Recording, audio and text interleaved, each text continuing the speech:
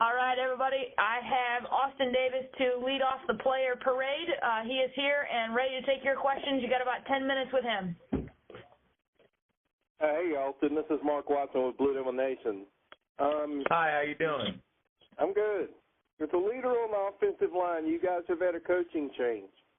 How has that affected you? And as a leader, what do you do to compensate for that moving forward into the bowl game? I mean, a coaching change is never easy. We came in, morning meeting, didn't really expect it, and the next thing we know, we're just kind of hitting the ground running with Coach Bridge, and that's what you kind of got to do. Being an older guy, you got to let these guys know that it may be a new coach, but it's all still the same philosophy. We're still running the Duke offense, still have the same Duke offense line standards that we as seniors set. So we've continued to make sure that our guys know what we need to do each and every day. And, you know what, we can't get caught up in the change. We have to embrace the adversity of the change and continue to learn from it. And I look at it as, you know, it's a new coach we get to learn from. We get to learn all these new techniques from him and get to pick his brain a little bit. So I think it's beneficial for us because we get to learn from a new guy. And so with the young guys, we got to make sure that they're not getting stuck in this change, that they're going to hit the ground running, because this bowl game is an important game. You know, it's my last collegiate game, and we want to go out with a victory. Everybody wants to get a bowl win, so we have to make sure we continue to grow. Speaking of wanting to get that victory, you guys, of course, can have a winning record if you do. But I don't think I've been able to speak to you since the Wake Forest game. What did that win in going to a bowl game? What has that done for you personally as a player and for the teams? I mean, that was one of the best experiences, getting to run over there and celebrate with our fans at Wake Forest, seeing how many people traveled to that game. But just the fact that it wasn't my last college game was the best feeling, that I still get to spend a few more weeks with these guys. Because as seniors, that last game of the regular season, you're 5 and 6, you know that it's on the line. It's in the back of your mind that this could be the last time you wear Duke on your uniform. So just knowing that I still get to go out there one more time and represent this wonderful place one more time, that's the best thing, and that's helped all us seniors grow, because we're not going to take anything for granted.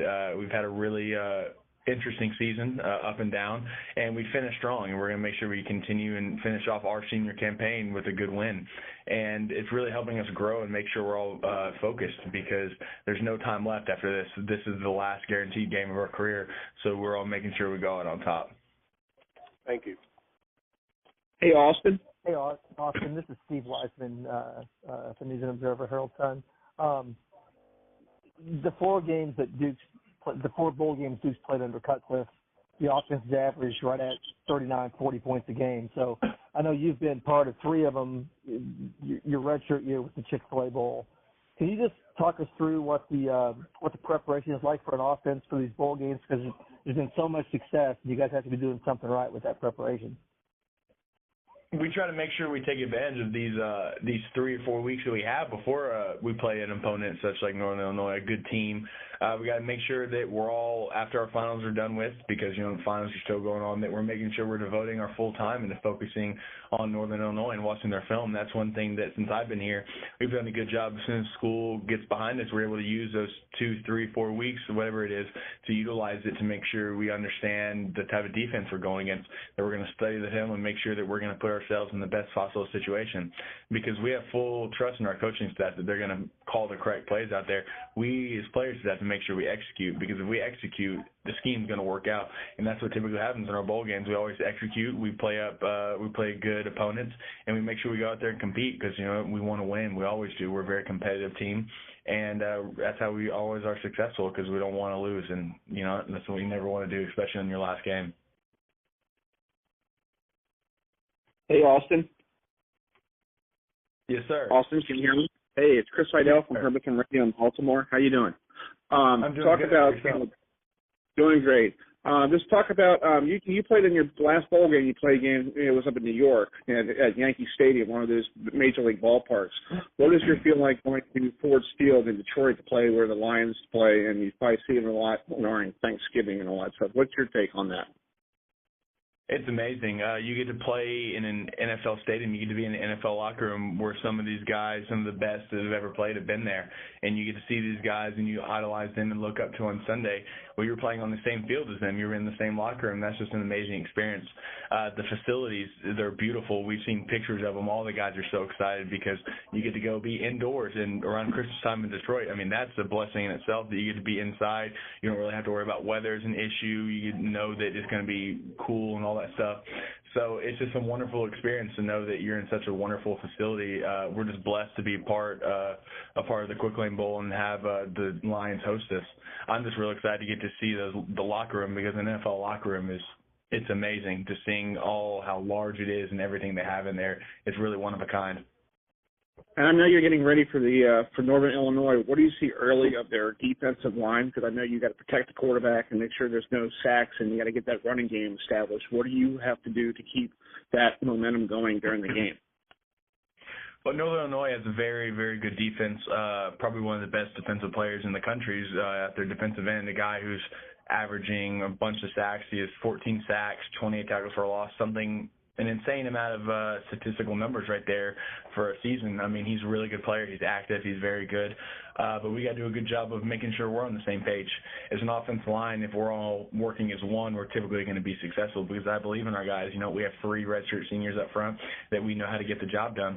We just have to execute and make sure we're all on the same page because we're going to get the job done. Our coaches are going to put us in the right position. But if we execute up front, we'll be fine. So it's all about being on the same page. Thanks, Austin. Have a good holiday. Thank you. Appreciate you, too. Yeah. Mm-hmm.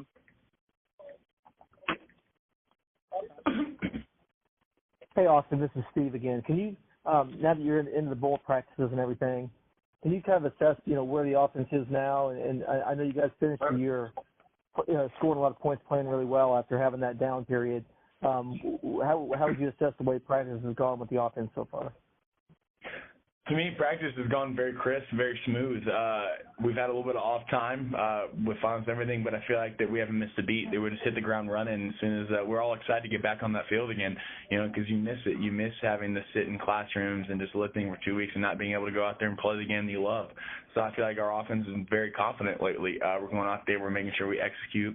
We're crisp. We're all on the same page, and that's one thing as an offense. That if you're all on the same page and we're executing, that it's just going to work out. So our biggest thing, I think, is our confidence. I can see confidence in our receivers, our running backs, our offense line, especially Daniel in his throws. He's making beautiful, amazing throws that I can never see anyone do. So I'm just really excited to see us all put it together on the 26th. Hey, Alonzo. This is Mark Watson with Blue Devil Nation. I asked Austin this, and I'll ask you the same thing. What has it been like for you personally, and how do you think it's been for the team since you guys won the game at Wake Forest, are going bowling, and just what are your thoughts? I mean, personally, that gives me a whole nother month to be with these guys for, one more month. Going into Wake Forest, we didn't know, what the result would be. So, it could have potentially been our last day together as a team, and, to approach something like that, not knowing, what the next month is going to look like for us, it's a lot. It's a lot to take in at the time. But, as the game went and, we came down to the fourth quarter, we realized that, we could actually get a whole another month together, which, I love these guys. I love spending time with them. I love, just being with them on and off the field. They're a good bunch, this whole team. So it was definitely a good moment for us, especially in the locker room after the game. And, for the team, I know our coaches were really happy. Some of them were even about to cry. So it was a really good moment for us. And ever since then, I've just been enjoying every day because coming down to the final days that I have with this team, I just want to make the most of every day. This is the end of 2017 and the beginning of 2018. So my job is just to leave them in good stands, going into next season. Good deal. You guys have got a chance now to come away with a winning season. What do you think you got the team to get that accomplished against a program that's probably the best in the MAC conference? What'd you say? I'm sorry. You were going in and out. Okay. Sorry. You guys have a chance to have a winning season with another win. What would it mean for you to get that done, and what will it take for the players to get that done on the field against a Northern Illinois program that's probably, over the last 10 years, best conference? Well, yeah, I mean, just basically coming off of what I said before, I know for us around here, we treat bowl games like the first game of the 2018 season. So to think of me having an effect on what the younger guys, how they come into the next season, I think that's a big deal for me. For me, I'd like to leave a good mark with the rest of the team that's coming back to let them know, this is how we end things and this is how we, begin new things. And it's just leaving that standard here and hoping that standard lives on even after, me and the rest of the seniors are gone. So, I mean, we're going to treat this game just like we treat every other game. We're there to win. Of course, we're going to enjoy all the festivities that come with the bowl season and the bowl week, but our main job is to get that win. I know this game is for Duke, but it's also for everyone else around the country who's watching bowl games. I feel like a lot more people watch bowl games, so there's definitely a mark for Duke in the whole realm of the country. So yeah, we're gonna attack this game like we do every other game. We definitely want to get this win and start off right for 2018. Thank you. Hey, Alonzo. Yeah. Hey, it's Chris Heidel from Herbertson Radio in Baltimore. Just talk about their freshman quarterback there on the Huskies of Northern Illinois. What do you guys have to do to disrupt his rhythm because he's a freshman? We haven't watched much film as a team quite yet. I know this past week the coaches, they've been really doing most of the film breakdowns and getting us ready for these next few practices to come. But they've informed us that the NIU team is a lot like the teams we played in the ACC that motion a lot pre-snap, and they like to shift a lot. So we definitely have to, be disciplined and, our who we're guarding and our play calling and stuff. But with him being a freshman quarterback, I think our coaches are definitely going to, scheme up some defensive calls and stuff like that in order to get him, kind of off kilter and get him maybe, confused a little bit. I definitely see some disguised defense calls being made, and I think our coaches do good with that, putting us in the right position and kind of confusing quarterbacks and trying to, not let the offense get a feel for what we're doing and what we're coming at them with regarding blitzes and coverages and stuff like that. So expect a lot of disguises and expect a lot of crazy things happening on the front line. So. And you're a kid from Columbus, Ohio. Are you going to have any family members making the trip to the Motor City for Christmas, and for being there for the bowl game? Yeah, I'm sure my mom and dad will try to bring as many relatives as they can. So we'll try to get as many as we can, given the number of tickets we get. But I'll definitely have some family members there. Thanks, Alonzo. Have a good holiday. Appreciate it. You too. Hey, Alonzo, this is Steve Weisman. I want to take you back about a month in time here. The game at Army that you guys lost, and the trip home from there, and the meetings the next day. When you guys kind of pulled this thing together again and got the winning streak going. Can you just think back to what that was like, what was said, kind of what got the team going again? I think it started with our head coach. He realized that. Maybe some things he was doing himself, he had to take a look in the mirror and, and deal with that on his own personal level. But as a team, I think we realized that, with this loss, we have to win out if we want to extend our season. And, there's no getting around that. That's a big hurdle to jump over. But you can't go around this hurdle. Either you're going to jump over it or you're not going to make it. So I think it was a mature step that we took as a team, and turning this thing around. We had lost 6 straight, and so I think some people thought we got into a rhythm of losing. So we had to definitely look into the mirror at ourselves and tell ourselves that this is not how we want to end this season. This is not how we want to go out. So I don't know if something that was said sparked this, but I think it was just us realizing that we couldn't keep losing anymore. So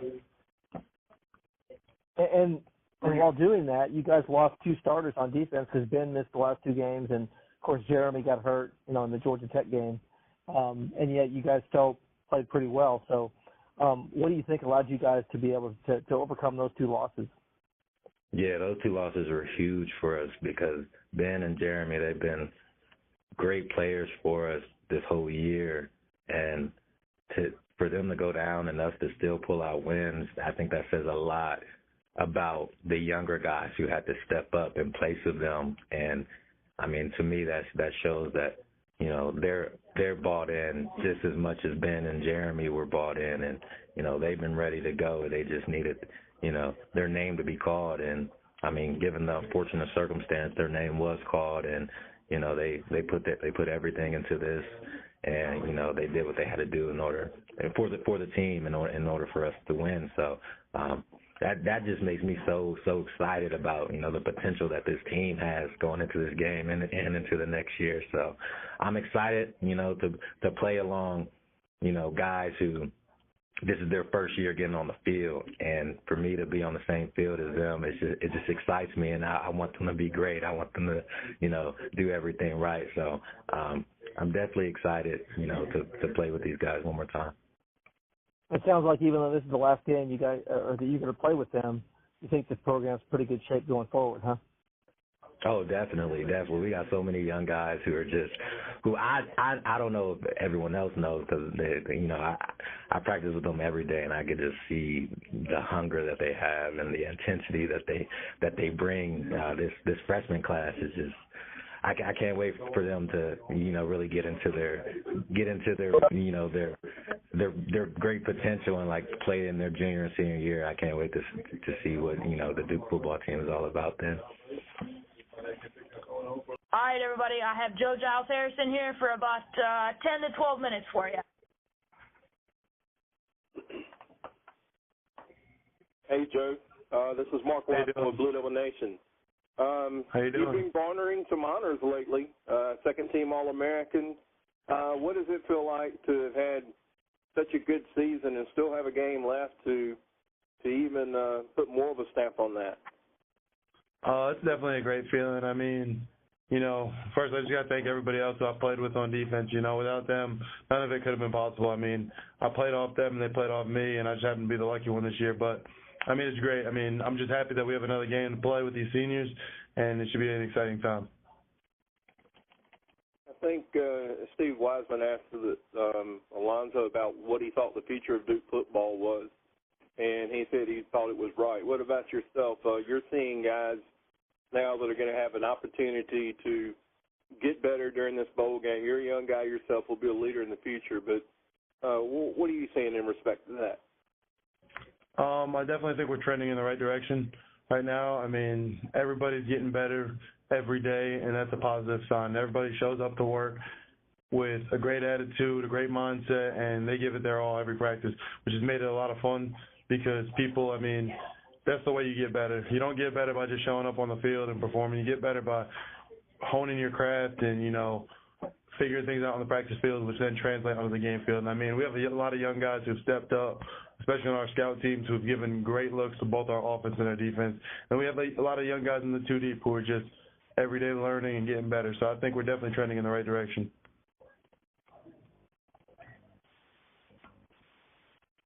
Hey, Joe, this is Steve Wiseman. I'm going to follow up on what Mark said there about the young guys on the defense, and particularly the way you guys were able to play so well in the last 2 games with Ben and Jeremy out.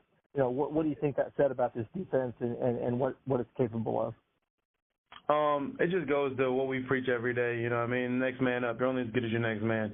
And, I mean, we love Jeremy, we love Ben to death, and, I mean, having them on the field is definitely a difference maker. I mean, they're both great players. They're both all ACCs. So, you know, I mean, for those guys to step up and show and do what they did meant a lot. And, I mean, two of them, basically, Kobe and Mike Carter, both tremendous games in the last two games, and Marquise Waters, who stepped up also. So, I mean, it just goes to their work ethic. I mean, they show up every day ready to work. You know, who say they bring their lunch pail and they put their boots on and they get ready to go to work. So, I'm proud of those guys. You know, they really stepped up, and we know if we need them, we can call on them, and we're not going to miss a beat. And I want to ask you, I asked Alonzo this too, to go back to after the Army loss, when you lost 6 in a row and your back was against the wall, you're going to go to a bowl, you had to win the last 2, and the meetings the next day you guys had. What was the atmosphere like that day on November the 12th, and what allowed you guys to turn it around? It was tense, you know. I mean, like you said, we had our backs against the wall. I mean, one game away from being told we can't go to a bowl game, so it was kind of a nervous kind of feeling, you know. I mean, everybody just wanted to keep their cool and not think about it as much, but that was definitely, you know, the topic on mine. And like I said before, we all looked at each other and we said we got to get this done. I mean, it wasn't fun the previous year being home and watching bowl games and whatnot. So we looked at each other and said we got to get this done, and we're going to practice as hard as we can, and we got to make it translate on the field whether we like it or not. So, I mean, everybody bought in, everybody locked arms, and we went in battle as brothers, and, you know, we did what we had to do to come out with 2 victories. I've heard Coach Cutcliffe talk before about what the extra practices means to him and his view of what it means for the team moving forward. But from a player perspective, how do you feel about that, Joe? How do the extra practices help, and what are the benefits from them moving forward? Definitely get a lot more guys, a lot more young guys some reps. I mean, during the season it's hard to get a lot of people reps. You know, you're just focused on, you know, the 2 deep, trying to figure things out for game week. But with these extra practices, you get to see a lot more guys perform and do what they can do in live type of situations. So I think that's the biggest part. And, I mean, at the end of the day, it's going to help you. More practice is going to help you.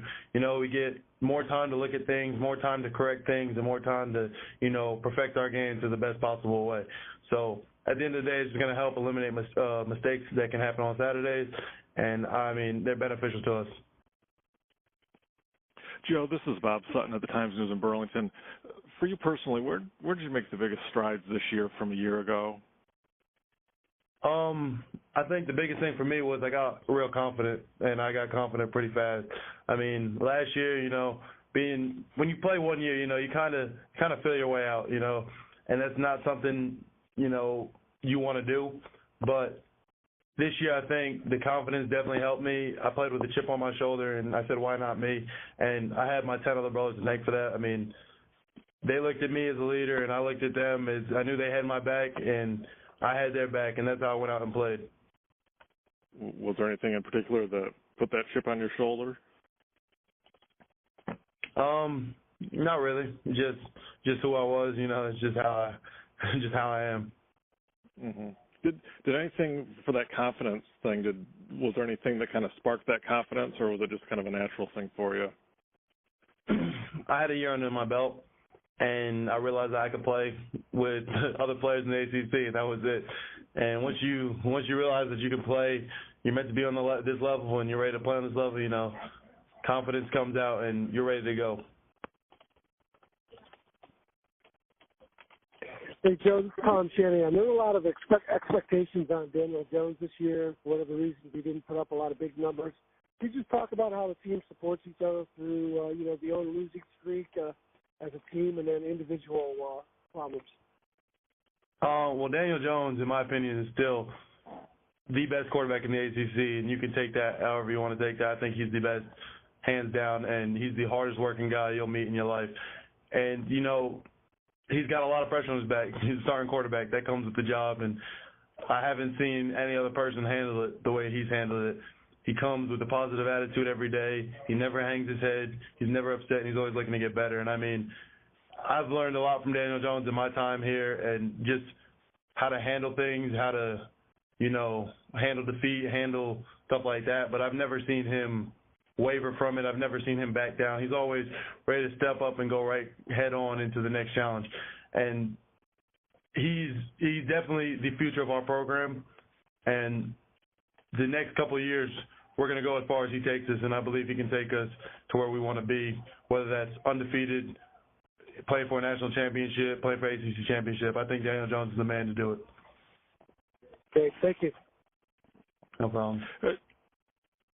Joe, this is Bob Sutton again. How different has it been the last couple of weeks or last couple of games for you to be out there kind of without Ben on one of your sides? It seems like you guys were kind of a tandem, it seemed like. It's definitely different. I mean, me and Ben play with each other. We play off each other very well, and we think alike. So when you don't have the person out there thinking alike, you got to try to make adjustments. But like I said before, Kobe Kwanzaa is a very capable linebacker. He's very talented, very smart kid. So next man up, and I just had to, shift my mindset and towards the things he's better at, because he's not the same linebacker as Ben at the end of the day. None of us are the same kind of linebacker. So, you just got to be able to be flexible and be able to play with multiple people, and he has to do the same. I mean, he rarely played with me, so then he had to fix his to what helped me out, and I had to fix my game to what helped him out. So that's how we worked. And, I mean, it's tough when you're not playing with somebody you played so long with, but at the same time, you got to make the adjustment and do what's best for the team. I can't sit there and worry about Ben. I mean, I'm praying he gets better, faster and faster every day. He's been showing speedy recovery, but at the end of the day, whoever's you're on the field with, you got to be able to play with. Great, thank you. No problem. This question is a little bit on the light side, but I think they call it bowl swag, but players get like certain little gifts when they go to the bowl games. Do you guys ever sit around and joke like what you're going to get with your Best Buy card or anything like that? I think, that's been the biggest question going around the locker room, what you're going to get. And to be honest, I have no clue. I haven't thought about it, but once I get it, you have a better idea. You get to go look online and stuff like that, but I really haven't thought about any of that. Hello, this is Coach Cutcliffe. Are we ready? We are. Let's do it. All right, I'm on. Just a short opening statement. It's a unique start to our bowl preparation. We've had really good practices, but because of being in finals and trying to wait an early signing period in recruiting, we haven't had but one point where we had back-to-back practices. We will practice tonight and tomorrow before we have to take an NCAA required day off next week on Sunday, and then from that point on, we're kind of locked into what's going to be a bowl game week. So we're looking forward to the challenge. The more I watch Northern Illinois, the more impressed I am. I understand why they're 8-4 and how they could have been even better than that. This is not just an excellent team that we're playing. It's a great program. It's been a great program for a long time, and they play that way. They're very gifted on defense. They're gifted up front. Their defensive linemen, I think their linebackers are terrific. They're athletic and explosive, and their secondary is all over the place. Offensively, physical. They really have an experienced and outstanding offensive line. They're physical at tight end, physical at running back, and I think they've settled in at quarterback right now. So they're probably at a point where they're late in the year playing the best offense they've played all year season long. So a huge challenge for us. Hey, Coach Dave. Yes. Hey, it's Chris Heidel from Herberton Radio. Happy holidays. Talk about the freshman quarterback there in Northern Illinois. What do you like about him looking at film? Is he one of the quarterbacks you could probably see a lot around the ACC? Yeah, I think he's very similar to quarterbacks that we play against, and he's got good mobility. He's accurate throwing the football. He looks as he's gotten more and more comfortable with their system as he's played, and so I think he's made a difference down the stretch. And let's talk about the excitement of being in bowl week. I know last year you guys didn't make it, and then you played in New York. What's it like being ready for an extra 15 days of practice to get ready for that? Does that help the team for next year, having extra 15 days of practice for a bowl game? Absolutely. It's basically you're getting the same number of practices you get in spring practice, and we get quality time with our young players, and we get quality time off the field.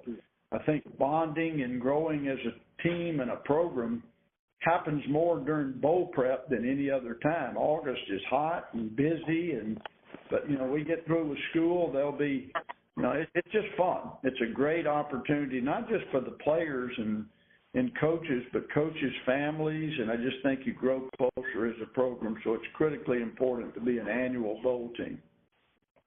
Thanks, Dave. Mark Fox of the Blue Devil Nation. On a similar vein to that question, you guys were able to really flip the script on the season with the wins, last 2 wins. Alonzo Saxon said earlier that brought some coaches to tears, but this has been a good thing for the program. Can you just elaborate a little bit further on what it was like to just end that streak and get an opportunity now to have a winning season? Yeah, I think that it speaks volumes from where our program is. Everybody was aware that a year ago we didn't play in a bowl. Had we at any point early in our careers here gone on a 6-game losing streak, I think it would have effectively ended our season.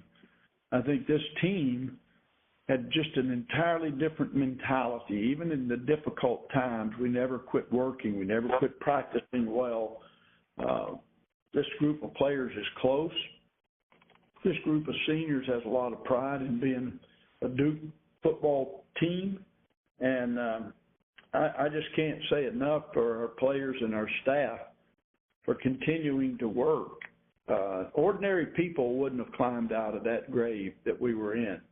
And I thought our people were special. We were down 14-3 to Georgia Tech late in the second quarter and dominated the game from that point. And we were down 17-3 to Wake in the second quarter and came back and dominated the rest of that game. So very, very proud of our team, and hopefully this is something that propels us moving forward. Coach, you've also had some changes. You'll be having to break in, I guess, a new, not a new place kicker, but a different place kicker and punter. And you've also had an offensive line coach go down to Mississippi State, and Jim Bridge will take over there. Could you elaborate just a little bit on that? Yeah, it's change is never easy, and unfortunately we do have a circumstance where a new punter and a place kicker, Willie Holmquist, who's done well all season long, looks like who we're going to pencil in both places, certainly as a place kicker.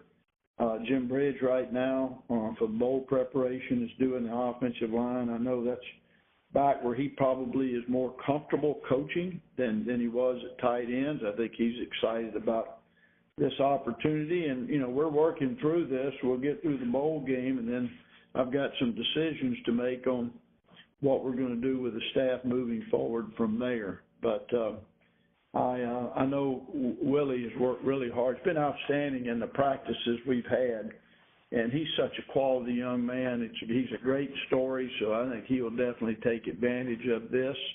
And I expect him to play really well in the game.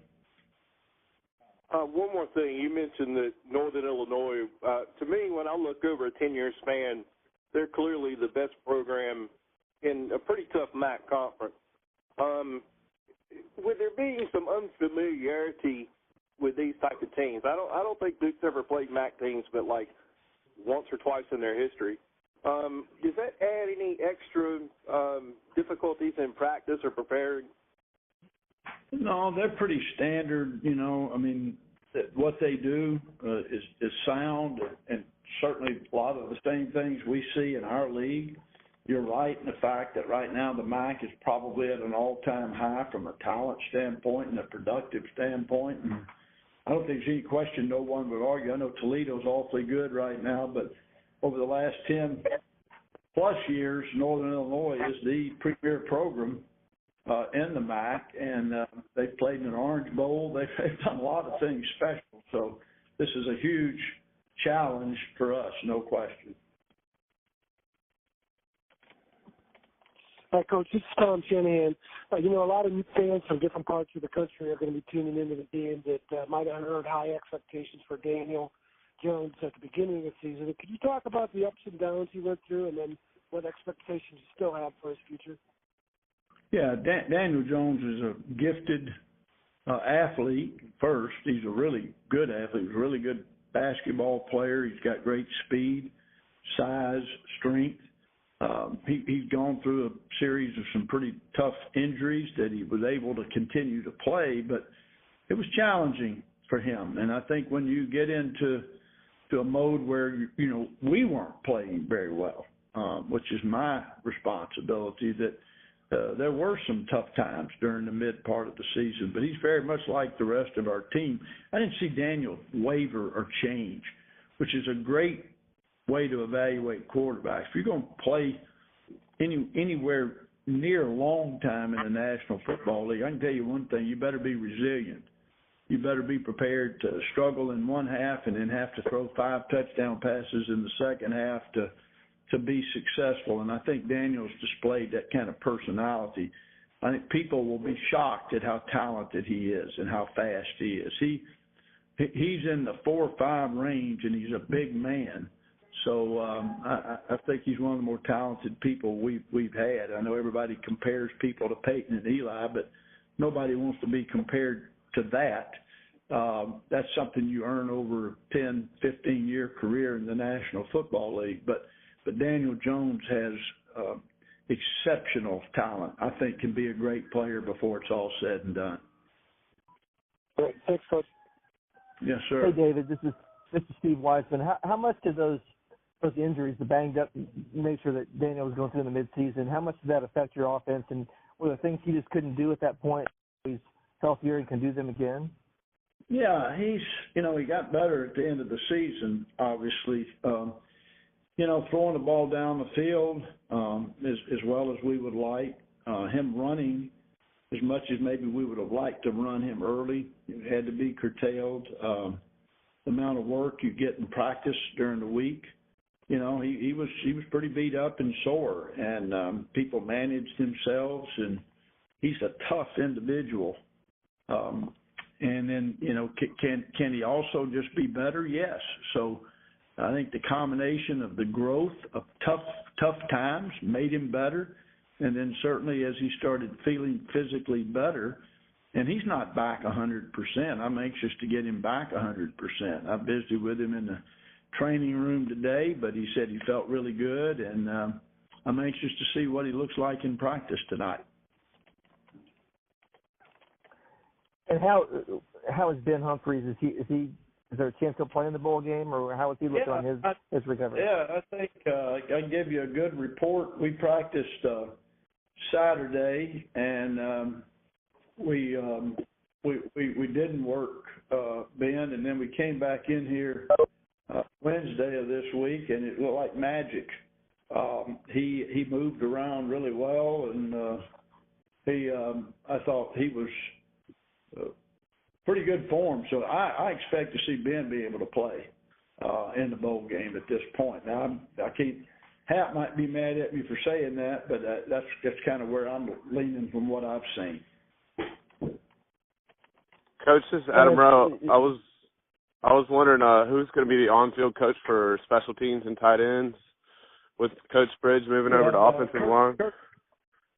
Kurt Benedict is doing that. Kurt's a graduate assistant who has worked with. He actually, one of his titles is assistant special teams coach as a graduate assistant, because he's been working in that role for quite some time with us, and so he has also assisted Jim Bridge with tight ends, and so he's doing the on-the-field duties with both of those for these practices and the game. That's a good question. Thanks, Coach. And I was also wondering if you decided what direction you're going to go in for the 10th assistant coach, and when you think you'll make that decision. Well, Art Chase is staring at me hard right now. He feels like he could call plays at any time better than I've ever called them.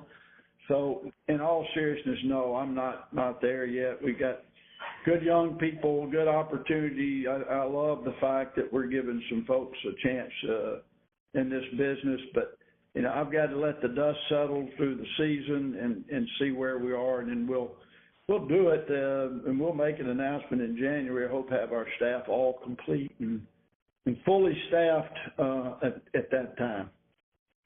Thanks, Coach. Hey, David, the 4 previous bowl games you guys have played in at Duke, you've averaged 39, 40 points a game.